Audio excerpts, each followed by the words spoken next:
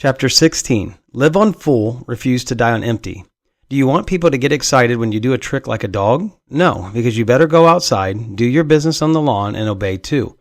We are unique. Sure, we have animal tendencies, but we are of power and authority. Living on full and refusing to die on empty makes each day worth getting up for. It's one of the easiest but hardest things you'll do in your entire life. A crazy guy once told a story about a time he was hunting and no deer were coming around.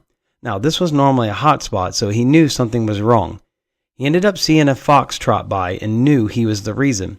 So he followed it back to its hole, killed the fox, and then shoved it back in the hole. He said if the others want to live, they will have to eat their way out. Cycle of life. Pretty disturbing, I know, but let's think about how this relates to our working lives. We love life. Who wouldn't, right? We have kids, we find a job, buy a house, and try to retire one day. And just hope that nothing tragic happens like getting cancer or in a car accident. This isn't to scare you or wish ill health on anyone, but we don't know what today will bring, let alone tomorrow. We don't know our time on this earth or when it will be our last, so why do we settle for the scripted comfort zone that so many fall into? We fall right in line and hope someone lets us live out our life. That's crazy, and the only way is to visualize it and then live it out the way you want it to be, but be prepared to live it out even when it shifts to something unexpected. We want to be unique and we yearn for some big experience, but then things shift on us. We hate it because most times it's out of our pre-planned path that we created in our minds. The infamous scripted path that somewhere we didn't consider at all the things that could go wrong or influence in a negative way. Yeah. That's the cycle of life. So start making that time to move and start making magic. Got that vision? Got that vision. The scripted life has boundaries and limitations, and when we go outside of it, our senses start going crazy. Kind of like a shock collar on a dog outside the fence. Get back to your safe place. It's that danger zone that has signs stating contaminated air that you can never cross. One day, you're tired of staring at the fence or that cage, and that sign that said do not enter begins to mean nothing to you. It's time to cross it and break the mold. You've had enough, and it doesn't matter what happens or what it costs. Sure, it's scary, it's unknown, but it's yours this time.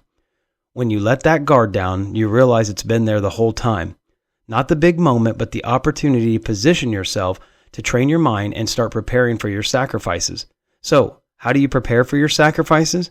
You must protect your core and your inner well-being, but you can quickly forget how tough-skinned you really are and this mess you've been through.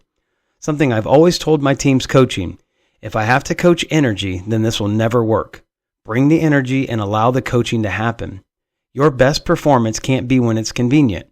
Your ability can't be whether today was a good day or you finally got your opportunity. Don't try to have everything at once. Focus on 3 skills at a time and work to make them effective. It takes training and discipline to know how to use them at the right time. I have also found that in the face of adversity, no matter how much money you make or how blessed you are, those things go out the window because emotions take over. Even when you're blessed, make a good wage, or things are going well. Those things don't seem to matter because everyone feels that they need to cry out in order to be heard.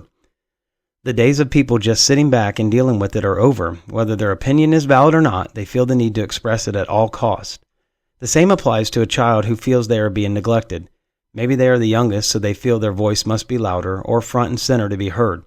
Just as a child and an adult yearn to be wanted, needed, and appreciated, the process of communicating and understanding of the situation should be the same. If I give you everything, you will not be content. If I meet all of your needs, you will want more. If today you were given the floor and your voice mattered, why would tomorrow be any different to not wanting more? The point is, we as strong leaders must rise above this petty childlike nature to try and be the loudest voice in the room.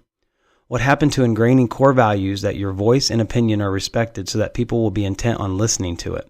Or building an environment that allows for a person to be open and free with what they need to say? The discipline in this case and every other case is to have boundaries established. Over my career, I've been told, that's why I like you, because I can talk to you and be honest with you without you getting offended.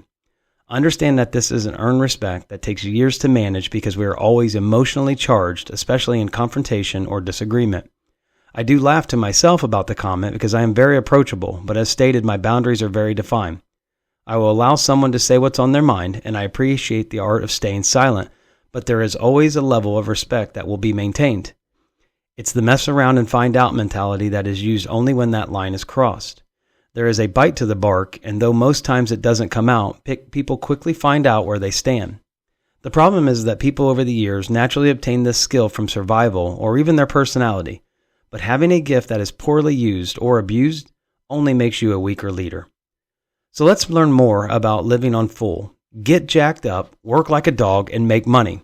I know you're doing this, but let's think bigger. Your status and money are determined by someone else who determines for you what you are worth. Come on. Once you earn it, you don't need approval from someone on a level far below you. It sounds cocky and selfish, but don't fall in line and hope someone recognizes you. It's the game we convince ourselves we must play, but you better be able to back it up. Too many have knowledge of an area with a certain skill because they've mastered it over the years, but if thrown into a new environment, couldn't survive a week. As mentioned several times, relationships matter, and if you want to live on full, you must learn how to be effective with them. A guy once told me the secret to a great marriage is knowing when to talk and when to listen. He had been married for 30 years, and he said the mistake they both made was when they saw each other that evening for the first time. She unloaded her hellish day, and even though he couldn't fix all of his issues, he had all the answers without thinking and without hesitation. He unloaded his hellish day, and she listened patiently, knowing he would work through it, but she carried that weight with her. Not only carrying her issues, but she also now had the burden of his. They both wanted to be there for each other, but missed the point that they just wanted to vent to someone who would understand and not hold judgment against them. You see, we compete with ourselves all day long, either around raising children or other grown adults. When the day ends, we are worn out trying to survive all of these challenges it throws at us, only to wake up and do it again. You can see why so many yearn for the weekend just to have a minute of peace. His advice: give time its space.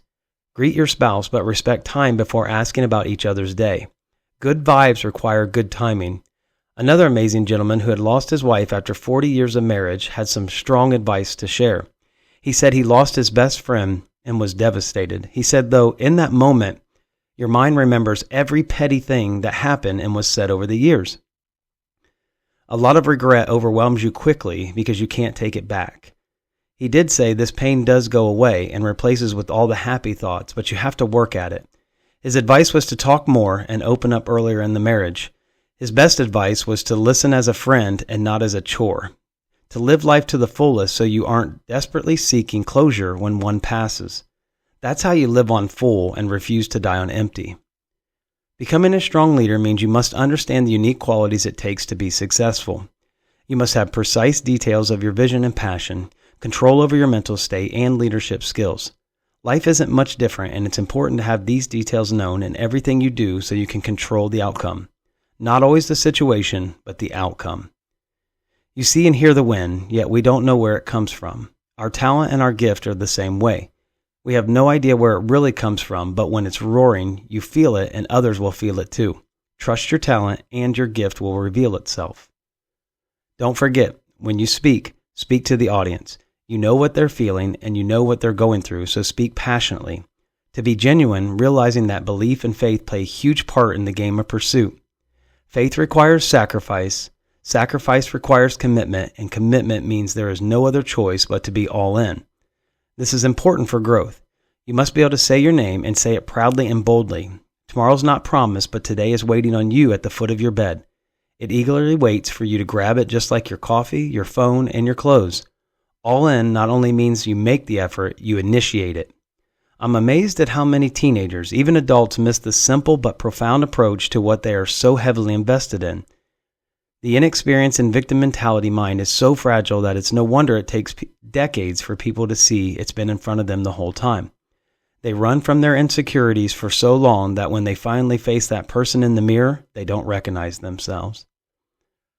Perspective is what I'm teaching, so imagine you found a message in the bottle just floating in the ocean.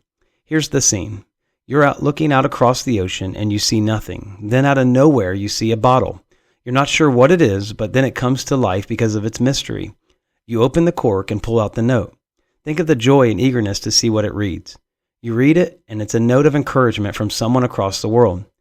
The message reads, tell today that you will relentlessly pursue it without fear of failure, fear of losing, or fear of falling short.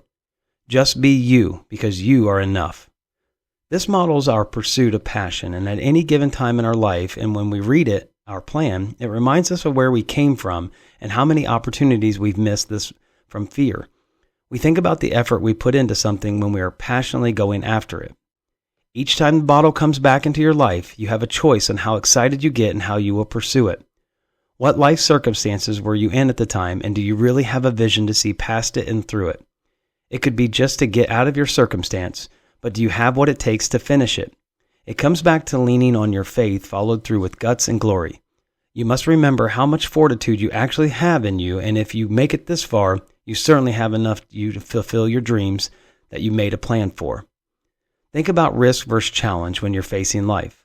What's the risk compared to how much you challenge yourself? You truly can't turn great into greatness until you get the experiences. Those experiences are always followed by failures. You get enough battle scar wounds and you learn the art of leadership. You get tested and face that anxiety enough times, you will learn how to handle it the next time.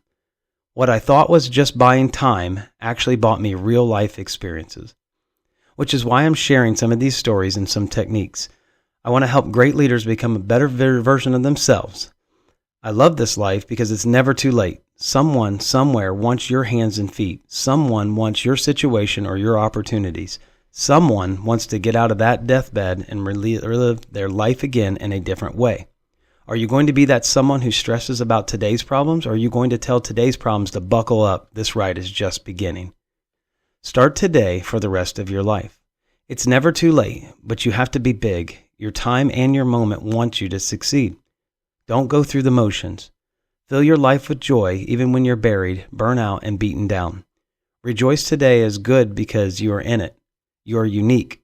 You are special. There's no one else who will be you. Again, if something happened to your child or pet, what would you do? You're right. You'd get up and you'd find them. You would do whatever it took to find what was lost. Well, my friend, you've lost your passion, your way, your fire. So get out there and find it. What are you doing? Why are you waiting behind all the complaining and confusion? Don't let your momentum head back to the grave. The moment feels right, it feels good, but don't fail to prepare well enough to sustain it. The goal is to maintain and then reach higher levels. Notice the difference in your moves. Is it strategic or intentional or random wasted energy? Doing something doesn't mean something great will happen. Are you where you want to be in your life? Do you still have goals? What happened and what's your plan? What in your life brings you joy? What makes you happy? Your spouse, your kids, your house, what puts your mind at peace? Take responsibility in your heart and not in stuff. Don't demand others make you happy. Challenge your own story. People torment themselves about their life but convince themselves the script is already written. We are writing this beautiful story, which means we can write the ending. Enjoy the journey and not the destination, and enjoy moments of celebration along the way. You can still have peace during the pursuit. Make relationships count. You must love yourself before you can love those around you. If you don't like yourself, then they won't like you either. Balance work and play. When much is given, much is required. We put too much pressure on ourselves. There is a time to be serious, and there's a time to have a light heart to laugh. Enjoy the moments that make the memory. Your meditation and peace need to apply in your daily life and not just at the end of a goal being achieved. Here's why it matters. It's not what you leave your children or your followers. It's what you leave in them. This life you are struggling to figure out is bigger than you. So I ask, what are you leaving in your children and those around you? What are you going to do today to change the outcome of tomorrow? Stop trying to live someone else's life and live yours. To be the best parent and mentor, your tank can't be on empty. Here's how I know it will work. You know what you've been doing isn't working because you still feel the same way. You've been through the enough in your life that you are ready to go all in. Something keeps drawing you back to this place, this unresting state of mind. So you know there must be more. Your experience, wisdom, patience, trials, pain, tears, doubts, fears, anxiety, and joy have all prepared you for this breakthrough. You now need to stop asking why and when and just say thank you. Quit believing that it's all been predetermined future of pain. Live now knowing what you have and set goals to live a fulfilled life instead of chasing those empty promises. The mind must remove all poison and remove what's holding you back. You would be a fool to go through another year full of disappointment. You have accomplished so much in your life. You have the ability to take a step back and step into a new dimension full of hope and success. It is with the mind that we sense something greater, something bigger than us. Destroy that voice in your mind that is always telling you you're wrong, you're stupid, you're ugly, you can't do it, here's more stress, here's more worries, let's rebel and have anxiety. If you free your mind, you can free your life. It comes down to one basic question: how long? How long will you continue to walk the same broken path? How long will you hold on to everything you were and not what you could become? How long will it take before you beat the sun coming up and chase the moon's glow? Understand the pursuit of happiness comes at a great cost. You will sacrifice time, money, pleasures, and even relationships in order to gain progress in your purpose. There will be days that wear you down, defeat you, make you feel like it's pointless, but when that day comes, it will be different. You will overcome this and you will make it. It's time to go to the next dimension. There's so much more to you, but you're wasting time. If I were to ask you who you are, how would you respond? If I asked you to describe to me what makes you so special, what would you say? Would your response be everything that's happened to you or everything great that's coming? Would you talk about the beat down and depressed version looking for sympathy, or stand firm and bold on who you are? The difference is allowing that past to shape you but not defining you as your former self. Do it today, tomorrow, and then again next week. This is how you change things. It will be an exhausting process, but you have to say enough is enough and quit clinging on to dear life. You are forgiven. You've forgiven those around you. Then it is done. So it's time to move on. We do all that we can to undo ourselves, but we are still loved enough to be pursued. Love is an unconditional affection with no limits or conditions. Most of us don't experience love because we're trapped inside the walls we built to protect ourselves. Love usually hurts. Love usually lets us down because love isn't something you can force on others. It's a mutual commitment to be there through the good and the bad and to always find compromise in the worst situations. Love is abused because it's used so loosely and usually only in the moment. I love you. Ask yourself what it means for you to say it and for you to hear it. Someone today can say they love you and then tomorrow rip your heart out. If this is true, is there even a chance for love? Love is only real when there's humility and forgiveness. Our lives are complicated and difficult, but we think that it's how it must be. We believe the lies. We hear that we are no good, that it won't work out, and that we're not loved. We relentlessly beat our heads off the wall, questioning everything we think we know about this life. Many times, we don't know what we're chasing to know what we've received when we see it coming our way. You've heard the saying, one door closes, another opens. However, we always talk about the door that got slammed in our face, the one that knocked us to the ground and had us begging on our knees asking why.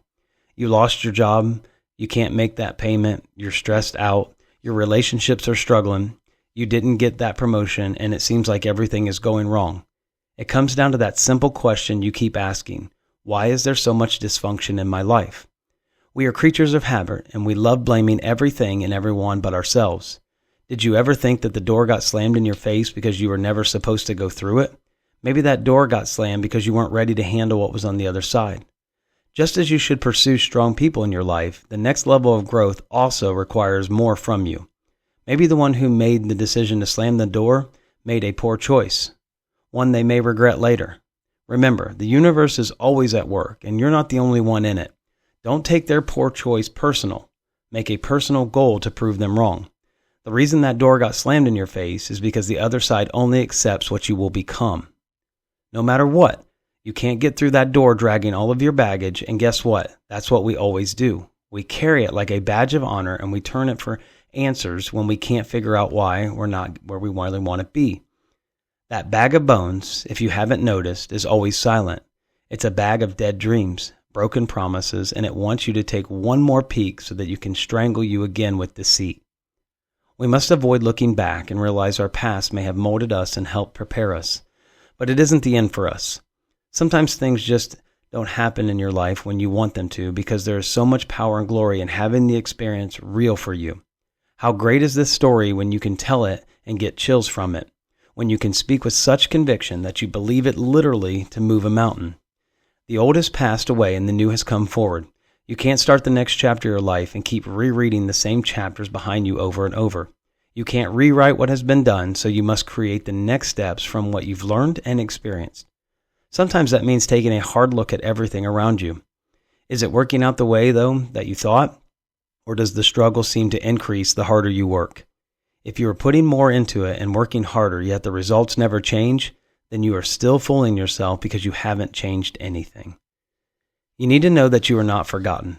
It's hard to feel like everything bad can mean something good is coming. It's also hard to see others around you be successful or have what you want, yet still constantly feel stuck. Each of us is placed in the fire and provided the blessing at the right time. One must prepare our worlds and our fields for rain and position ourselves to what we know will come true. We are telling the universe to let it be done because you are ready. Stop settling for average. The bottom is crowded with enough failures. Always strive for the top. The top is a place you find outside of your comfort zone. There is a quote that every day spent not following your dreams is a day spent helping someone else follow theirs. These walls are built with great perks to keep you in. The longer you are in, the harder it is for you to escape. Are you free? Maybe, but if you desire something on the other side of that wall, then you are no better than an animal caged in a zoo far from its natural home of the wild. Remember, the wild is scary, it's unknown, and even though you may sleep under the stars, predators and enemies are always watching. They want what you have, and they don't care what it takes to take it from you. Your success and strong character mean nothing to them because they gain nothing from it. Even though you would be willing to do anything for them, they seek status and praise over humility. Be careful what you wish for, but don't ever give up. Good always defeats evil in the end. We should never give up acknowledging or consideration to evil, even when it feels like it's winning. As mentioned, you have several people come into your life that you'll appreciate and learn from. I've always found myself being the teacher instead of the student. I wanted that title and responsibility, so it worked, but as I got older, it was undeniable to me to how wisdom from other people who have done it before me could be so valuable. These relationships work because honesty is never held back. Trust is created and you depend on each other through some tough decisions. I value this wisdom and mentorship because it teaches with no expectation in return. When you have mentors in your life that genuinely care about making your success continue is something of high value. People come and go in your life, and it's hard to keep friendships going, but I challenge you to find friends that won't let you fall too far before picking you back up. As continually mentioned, I've spent most life as a teacher, so when I got the chance to help someone through a tough situation, I jumped on it.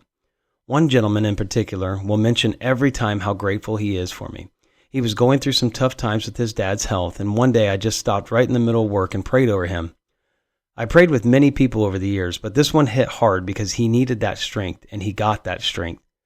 The lesson to learn is that you can aggressively pursue your passion, but don't forget why you were given your gift. Don't forget to use it to make this world a better place. Romans 12:3-6. For by the grace given me, I say to every one of you, do not think of yourself more highly than you ought, but rather think of yourself with sober judgment, in accordance with the faith God has distributed to each of you. For just as each of us is one body with many members, and these members do not all have the same function, so in Christ we, though many, form one body, and each member belongs to all the others. We have different gifts according to the grace given to each of us.